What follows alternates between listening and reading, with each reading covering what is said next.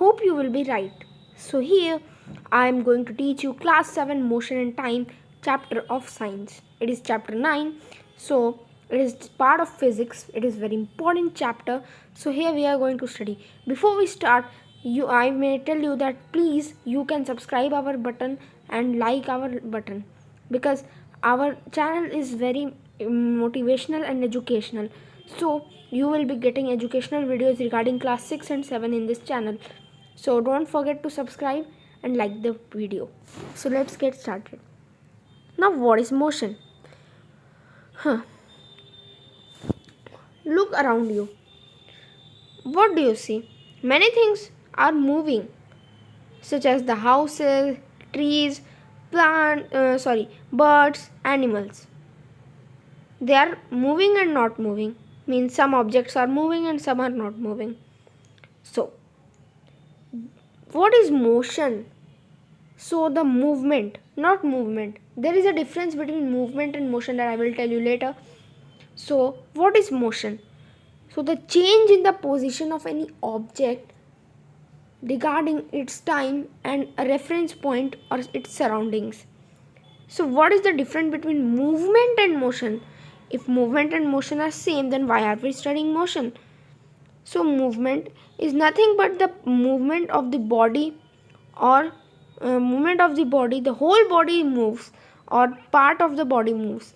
But in motion, the whole body moves. So we can't say that movement is a motion. So okay, there are different types of motion, such as translatory motion, linear motion, curvilinear motion, random motion, rolling motion, rotatory motion, periodic motion, oscillatory motion, vibratory motion, multiple motion. So what are these? So I am going to explain you some of the types of motion. So linear motion. Linear motion is a kind of motion in which an object is walking or moving in a straight path. Curvilinear motion. It is a kind of motion where the path is curved. Rotatory motion. The motion in which anything rotates on its own axis, such as the top. You have seen many times when we are going somewhere, we purchase top and it is moving. So, another is rolling motion. When an object rolls around anything, then it is said to be in rolling motion, such as the ball. When we throw a ball, it rolls. What we say, it rolls. So that's why it is in a rolling motion. Now vibratory motion. When any object vibrates, such as string of a guitar, then it is said to be in vibratory motion. So the states of rest and motion are relative. Okay. So how they are relative? Please explain, sir. So yes, I am going to explain. The rest and motion, how are they relative? So I am on rest. I am moving and making a video for you. So I am sitting here, nothing doing but only speaking and showing you something. So I am in completely rest.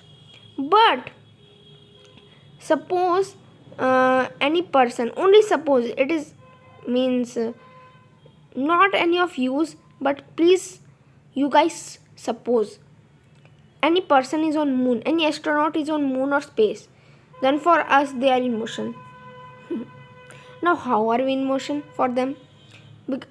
If we take them as, they take us as a reference point, then earth is rotating and revolving. So for them we are in motion. So hence we can prove it by this, that the state of rest and motion are relative. So the objects which do not change their position with time are said to be at rest. The objects which change their position with time and surroundings are said to be in motion. The states of rest and motion are relative. Okay.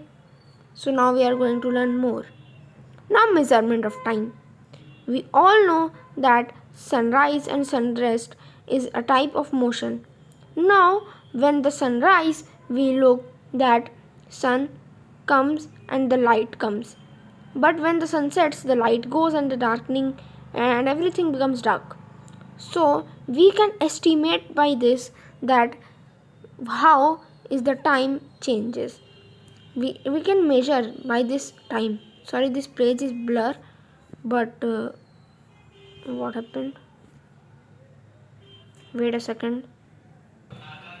Yeah, here I have come again. So there was a technical issue which has been resolved. So unit of time. The standard unit of time is second.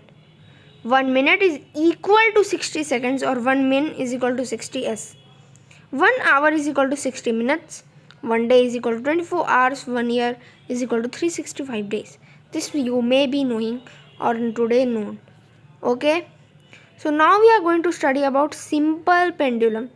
So Galileo Galilei in 1583 suggested that a pendulum can be used to regulate clocks. In 1658, Huygens actually used the pendulum to regulate the motion in clocks. A simple pendulum consists of a small metallic ball. There is a metallic ball which is hanged from a rope, a thread from a rigid surface. That ball is or nothing is called bob.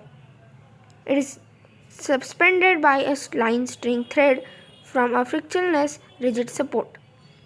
So it is a diagram of simple pendulum. So okay.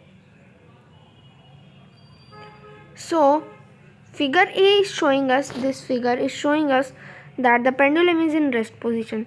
The rest position is also called the mean position. Means when the pendulum comes into the rest position, that position is called the mean position. The position where the bob is at the maximum distance from the mean position, then they are said to be extreme positions. In figure B, we can see the extreme position here. Extreme position. The maximum displacement of the bob from its mean position is called amplitude of the pendulum. Now what is displacement? So displacement is nothing but the shortest path to cover any distance. Only this one we have to know. Okay. So here are some questions solved which you can see by yourself. Now we are going to study about speed and average speed. Now what is average speed's formula? So it is nothing but the formula of it is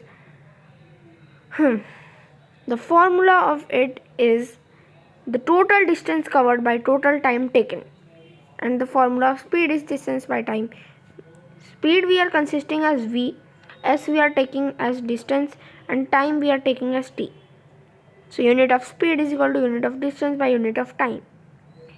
SI unit of speed is meter per second, meter by second. So I think till here we are clear. So here it is a graph of uniform motion. What is uniform motion? A body is said to have uniform motion when it travels equal distances in equal intervals of time. Means in 5 seconds 10 meters, next 5 seconds also 10 meters, next 5 seconds also 10 meters, and also next 5 seconds 3 meters, 10 meters.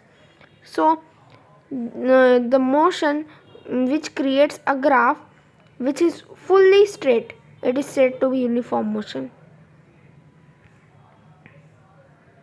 So it was our chapter. In 8 minutes we have covered this chapter almost. So now we are going to study about some distance time graph. So when an object is on rest, then it shows this type of graph where a straight line is created. Okay. And when it shows non-uniform motion, then any type of the graph can be shown. Only the thing will be that it is not straight. So then you can identify it. So now we have completed this chapter. So I hope you would have understand all the topics. Under 10 minutes we have said, and we have completed the topic.